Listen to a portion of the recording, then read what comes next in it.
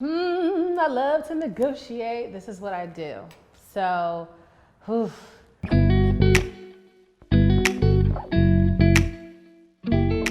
You've already learned how to create your perfect pitch deck. Now we need to talk about the dollars and cents, the prices, negotiating, rates, the things that are actually going to put money in your pocket.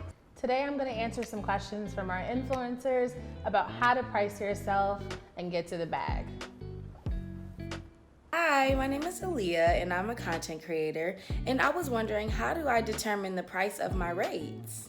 So what I would say is that you want to make sure that you know your value, right? You don't want to start too low, start too high. It does depend on the size of your audience though. So for instance, if you're a micro influencer, maybe you have up to 5,000 to 10,000 followers, right? So you probably can't ask for as much money, but if you have grown your following to be anywhere between $10,000 and $50,000, that's kind of when you start to get into the game where you can really start to ask for more money. I would say you have to know your value. And if it were me, I would always ask them what their budget is first, especially if you don't feel comfortable with some of the rates just going out. So if they say their budget is $5,000 and you know what range to work in, or ask them a budget range, right? So they might tell you for people with 100,000 followers, we'll start with $15,000 for this campaign. Versus another brand might say, look, we only have $250, and maybe you'll do one post or something like that for them. So I would start with asking the brand how much money do they even have, and then also know if the work doesn't equate to what they're providing you, right? Sometimes you need to say no and say, actually, I can't do this for that rate. Thanks. Hi, my name is Bree. I am an aspiring content creator, and my question is, how can I increase my engagement? Okay, so this is huge. You have to have an engaging audience. People buy followers, and then brands see straight through that. They're like, oh, you've got 18,000 likes and only 2 people commenting. Not gonna work.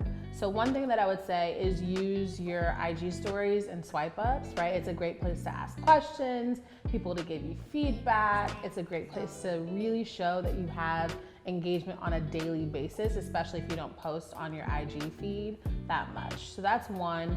Facebook is another great place. For instance, you have tons of people that actually know you that want to engage with you. So start conversations there. I would say the other thing that's really important for engagement is understanding the numbers around it. Some people don't understand that, and so getting your engagement rates are super important. Ask people questions, right? A lot of times you might post something and it's like a deep, great caption, but if no one has any reason to respond, they'll just like it and they'll move on. But if you ask them, like, what do you think about this? Or how do you deal with this? Or I'm dealing with this beauty issue, or here's a beauty tip, like, what are the things you use? It actually prompts them to have some sort of call to action to comment, to like, to repost, etc. I also like the idea of potentially adding other people that you know that are influencers or up and coming to like have conversations with you. Like, ask them to repost your stuff. Be like, do you have a thought about this? Repost me on your IG stories and like, let's talk about it. It actually allows you guys to share some of your audience numbers and increase your engagement. Hi, my name is Tori. My Instagram is Tori Uptown, and I was just wondering, how can I increase my overall rate? I love to negotiate. This is what I do. So, first step in negotiation is to be honest. So for instance, if they give you a rate, let's say it's $5,000 and you know that's $5,000 below what you would typically ask for, you need to just say that, right? So say, hi, thank you, gratitude, humble, but this is below my rate. This is my standard rate. Can you match me to that rate, right? Or can you come somewhere in between 5K and 10K? Don't just take it, right? Because what happens is when you start doing the work, you're like, wow, I wish I would have been paid more money. So that's number one. Just straight up tell them what it is. And sometimes people will be like, all right, cool. Like, I don't want to pay you below what you think you deserve. Let me give you what you deserve. The second big thing with negotiation is timing. Lay out the timing. ahead of time. If people are gonna take 3, 6, 9 months to negotiate with you on something this small, it's a waste of your time, actually. If you think about how much your time is worth, you wanna make sure you cut the negotiation time off. Some of the ways to do that is to ask them, when are you looking to make this decision? What does your timeline look like? What is the process for contracts or invoices, so you understand, like, this is the window of time I have to get what I need out of this deal, right? What oftentimes kills deals and negotiations is it takes forever and then everybody gets over it, right? So I would just say lay out the timing ahead of time. Make sure you ask all of those questions so that when it comes down to it, you can close the deal. Last step of negotiation, understand what the client wants.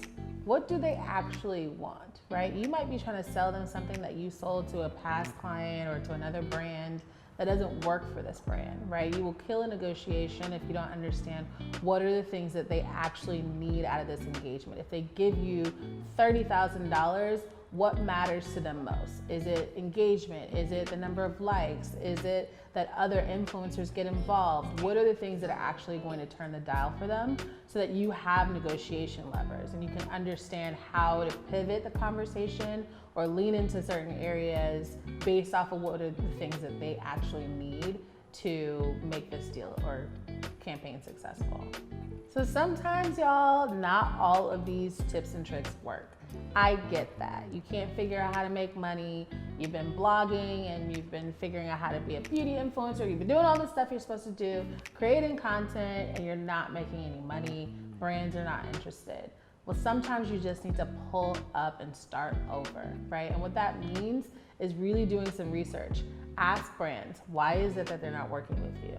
Ask your friends, make a network of other influencers and understand what are the things that they're doing to actually monetize themselves and price themselves, right? You have to ask questions. A lot of times influencers and talent, they live in silos and they think that's gonna work. Reach out to your network, ask your friends, like, what do you think about my content? Do you read it? Why don't you comment on it, right? Like, what are the things that will actually grab people?